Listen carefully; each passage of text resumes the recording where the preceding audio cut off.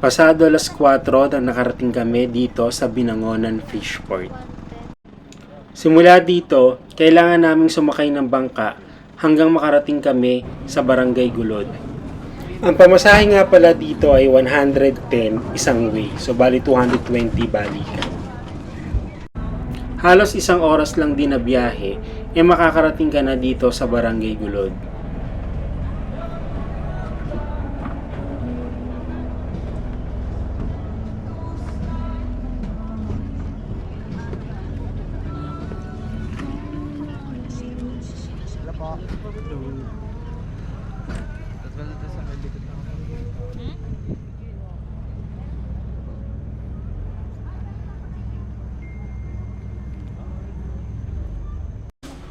Pagkababa namin ay dumiretso na kami dito sa kanilang tourism office.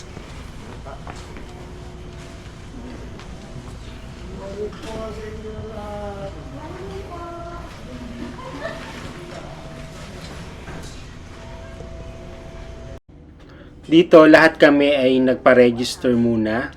At syempre after ng registration, diretso na kami sa Tapos magiging tour guide nyo, ako po si Kuya Rusty. Tapos siya po yung makakasama ko si Edwin. Kuya Edwin po. Edwin Gonzales. So, ngayon po ma'am, akit po tayo ng Tagapo. Sa ano po natin, sa oras po ng, ang trail po natin is hours po natin. 1.5 po ang akit po doon. Depende po sa pacing po natin. Ano po? And then, una-una ho, safety first po tayo lahat. Ano po? Lalo na kung may kasama po tayo mga bata. So, ingatan po natin ating mga sarili sa pag-akyat. Follow the leader na lang po. Ano po sabihin po namin pagdating po sa trail po natin, hanggat maaari po, sundin po para wala po tayong maging problema sa sa trail po natin. Sa pangalawa po, sa tubig po kailangan po natin 'yan. Kasi sa pagdating po natin ng Tagapo, ng summit and then campsite, wala na po tayong mabibilhan ng tubig, wala po tayong pwedeng hingaan doon. So, ang ano po namin sa isang tao, lagi po namin required na 1 head, 2 liters. Kasi yung 1 liter po, either na pwede nyo po maubos paakyat, tapos yung isa, habang nandun po tayo, hindi pa baba. Kasi mahirap po na maubusan po kayo ng tubig, hindi nyo po mai-enjoy yung hike adventure. And then, yung pagdating naman po natin dun sa campsite, lahat po ng pagkain po, empty bottle po na dala po natin na magiging basura, iwasan po natin magtapong kung saan lugar po doon. Kung may kasama naman po kayong tour guide, pwede nyo pong bigay po sa amin, kami na po mag-assist ng mga basura nyo. Mas maganda po kung ibababa po natin. Kasi marami pong umakat, nakakahiya po kasi na pagdating doon, yung nauna po mga turista or ano na, tayo pa po ang pagkakalat. And then, bigay po tayo galang sa aming mga ano po dito, sa mga lokal po. So, kung sino man po yung madaanan po natin papunta doon, magbigay galang po tayo sa lokal po ng barangay po namin. And then, pang-last po na ano ko, kung sino man po, halimbawa po, sa amin pong dalawa, siya po mauna, ako po yung nasa huli, huwag po kayo mahiya sa amin, magsabi kung ano man yung kailangan nyo. Halimbawa po, Edwin, kailangan po natin sila ng pang bamboo stick. Kuha na lang po natin habang pagdating po doon sa may yung mga kailangan po, kuha na lang po natin kasi akat lang po yung dala ko. Tapos po, huwag po tayo maghihiwa-hiwalay. Huwag po tayo maghihiwa-hiwalay po pagdating sa trail. Ano po, iwasan po natin yun kasi may mga trail po doon na baka kung saan po kayo mapunta, maligaw po tayo. Wala naman po. 5:45 ay dito na nagsimula ang aming hiking. Ang una mong madadaanan dito ay ang kabahayan ng mga local community nila dito. Mapapansin mo may mga tindahang bukas na, may mga bahay na rin na bukas na, kasi nga medyo magliliwanag na ng mga oras na yan. At pagkatapos niyan, dito na magsisimula ang Banff Forest Trail. Hindi lang masyadong kita kasi madilim pa ng oras na yan, pero napakaraming bamboo sa paligid. May pangalan kasi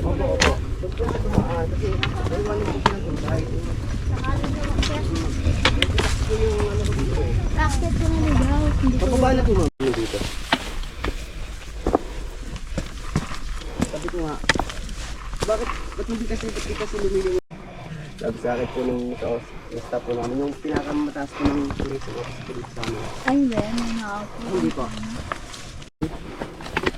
May mga bata. Walang ano po. Meron po mag-anak na kakapanganak lang po. Tama po kasi silang bata, yung anak po niya, ni ma'am. Yung special child. Kaya po rin tumagal. Pag dito gawin sa Chinese, mga ilang oras, kalate. Hindi, dito lang.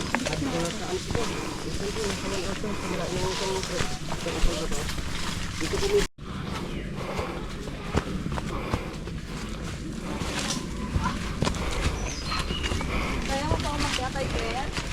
Kaya mo pa umakyat? Ayan. At dito sa puntong ito ang aming pinakaunang pahinga. Balik po. Pero malayo. At matapos ang halos siguro 10 minutong pahinga namin, dito na nagsimula ulit ang aming trekking.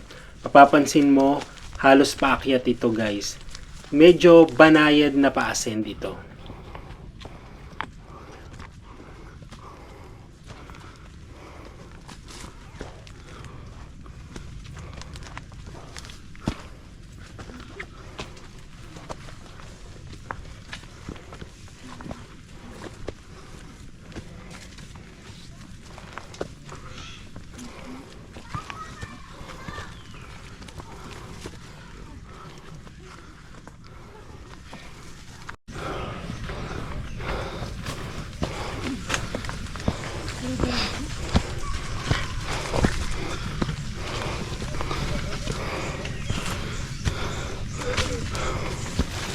Kami na po steak. Excuse po. Best lang po.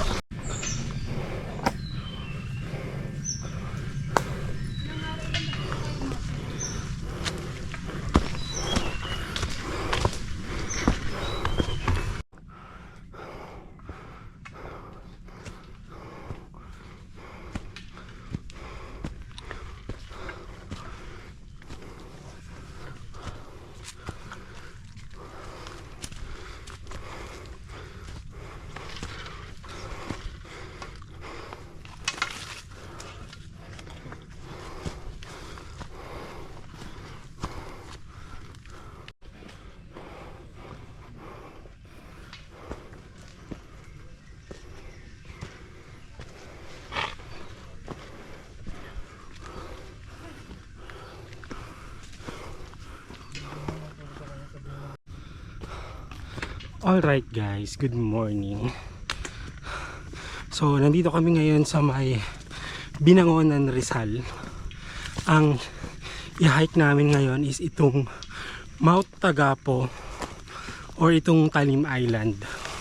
So nag-start kami kanina ng mga 5:45 and now it's 7 o'clock, so more than an hour na kaming nag-hike. And puro pa-assault tong dinadaanan namin ngayon, ano. Kaya ito medyo nakakahingal. Pero okay lang kasi makulimlim. Hindi siya yung terik sa araw. Pero syempre pagpapawisan ka pa rin. And napakalamig dito guys. Napakalamig ng panahon. So actually dito is puro mga bamboo trail, no? May mga dinaanan kaming may mga puro kawayan, and then rainforest. Ganun actually yung pinaka trail niya. Sabi ng tour guide namin, nasa 1.5 to 2 hours daw bago marating yung summit. So iniisip ko, medyo malapit-lapit na rin kami. Kasi more than 1 hour na kaming nag-hike eh. So medyo mababa lang naman itong bundok na ito dahil minor lang siya. Pero syempre, wala namang madaling bundok, no? Lahat paghihirapan mo. Kahit mababa lang to guys, syempre hihingalin ka pa rin sa pag-akyat.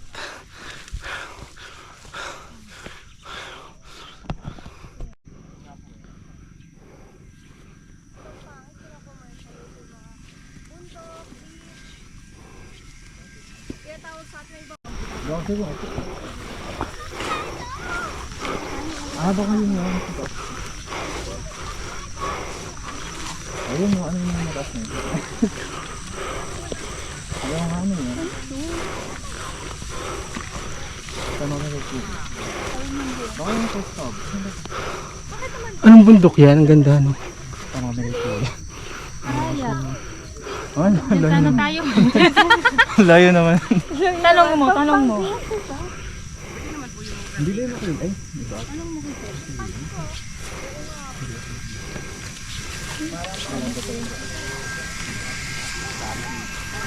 Ito nga talaga pinagnan mo. Kuya, anong bundok yan? Ano po, Simbrano.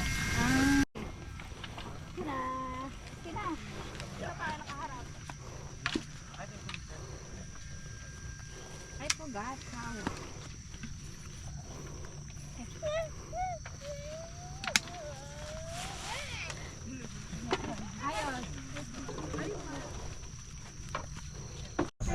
Ayan, yung mga ampalayang ligaw. Yung hinugang yellow at yung green, yun ang hilaw pa. Alright, so from here guys, no, dyan sa may kubo kung saan nagpahinga kami, sabi mga 5 to 10 minutes paakyat. So pa-assault to guys. No, pinauna ko yung mga ibang kasama kasi nag-drone ako. And actually, para mas maganda kasing tignan sa drone pag merong mga naglalakad dun sa trail eh. So pinauna ko lang sila. So, dito ako sa baba. Ako actually yung nag-iisa dito. And actually ito lang yata yung pinaka pa-assault dito, no? May mga pa-assault din kanina. Pero nakakapagod, pero kasi minor lang to guys. Hindi siya yung kasing hirap ng mga ibang napuntahan kong bundok. Mahirap pa din, syempre wala namang madaling bundok. And then mababa lang naman tong bundok na to, no? Kahit beginner ka, kayang-kaya mo to. Kung naghahanap ka ng mother mountain mo, magandang recommendation tong bundok na to guys. So sa part na to, ito na yung pinaka grassland. Kasi kanina mostly mga bamboo trail and then rainforest. Ganun yung mga nilakaran namin. So this time, ano na siya, grassland na. Eh nakakahingal pa rin kasi pa-assault to eh. So pero saglit na lang naman to, then summit na.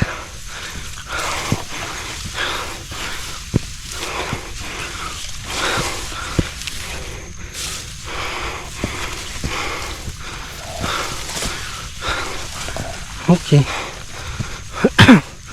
Kahit mag-isa ka dito, madali siyang tuntunin kasi visible yung trail. Kahit walang guide, kayang-kaya mo to. Yun nga lang, dahil pa-assault to, syempre nakakahingal. And pag pumunta kayo dito, mas maganda guys, magsuot kayo ng mga sleeves o kaya mag-pants kayo. Kasi yung mga damuhan dito guys, ang daming dayami, ang daming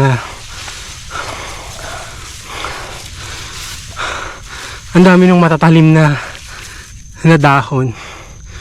So para iwas sugat, magsuot kayo ng mga mga protective gear na ganito. So ayan, meron akong kasama na nagpipicture. So syempre, ayoko naman maging photo bomber. Kaya pinauna ko muna sila para solong-solo nila yung lugar, guys. Alright, so ito na yung pinakasamit. Ito yung pinakasamit, guys. Nag-provide ako talaga ng naghanap po talaga, pumutol pa ako ng kawayan. Saan pa kayo bumaba? Doon po ma'am sa dinaanan natin. Doon pa yung dinaanan po natin dito na may kawayan. Doon po ako kumuha 2 punong kawayan. Ito na yung signage. Para lang pumukulo ko. Bawal po. Dati po kasi nung hindi pa ho. Kasi pwede naman nalagyan ng handa. Bawal po. Ito po yung camera po bago po mag-release. Ano na po namin sa kakakuha. Nagpipicture na. Konti na po kayo dyan.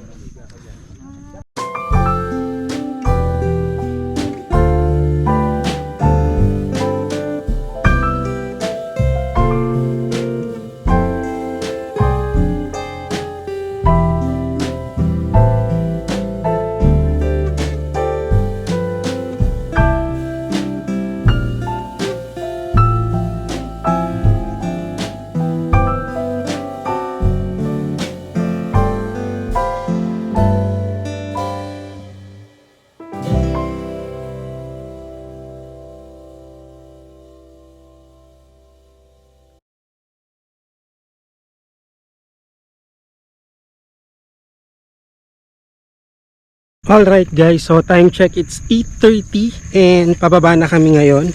Actually ibang mga kasama ko, mga nauna na. Naiwan lang ako dito kasi nag-drone pa ako. And ang pinakamaganda dito sa Mount Sembrano guys, no, kasi minor hike lang siya. 2 hours lang mararating mo na yung summit. Actually kung mabilis ang pacing mo, wala pang 2 hours mararating mo tong summit. Ang maganda din dito guys sa view, tanaw mo dito yung Laguna de Bay. And of course matatanaw mo dito yung Mount Sembrano at saka Mount Makiling. And napaka breathtaking ng view dito sa taas. No? Yung summit niya maliit lang, but sobrang ganda nung view na makikita mo. No, yun ang pinaka-reward mo dito pagdating mo sa pinaka-summit. And ang maganda pa niyan, malapit lang to sa Metro Manila guys. So, parang umalis kami kanina doon mga 2:30 sa May Cubao. Tapos nakarating kami dito mga past 4 AM. So halos wala pang 2 hours guys nung yung biyahe namin.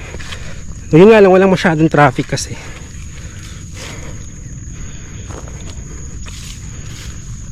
So tapos siguro makakababa kami niyan mga anong oras na. Actually siguro saglit lang yan. Mabilis lang kami makakababa. Tapos baka mga lunch time o mga past 1 PM na baka nasa Manila na kami. So guys, dito ko na-end tong vlog ko. Salamat sa mga nakaabot sa point na to. And thank you for watching and see you guys in my next video. Bye-bye! At pagkatapos namin mag-hike ay ito nga, sumakay ulit kami ng bangka hanggang makarating ulit kami sa Binangonan Port.